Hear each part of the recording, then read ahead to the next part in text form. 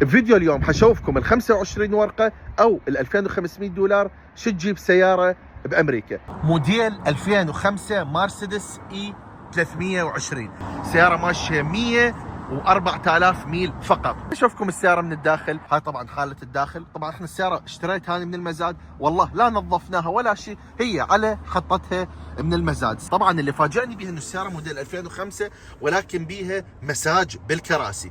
طبعا عندنا التحكم بالكراسي مثل ما تشوفون من هنا، بردة اكو بالجهة الخلفية، وهذا شكل السيارة من الجهة الخلفية.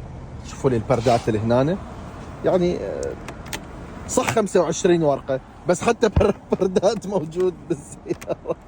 هذا طبعا كان كل شيء الفيديو اليوم. حبيت اشوفكم السيارات الرخيصة هنا والسوق مال امريكا وشنو تقدر تشتري بهاي المبالغ اللي تعتبر زهيدة.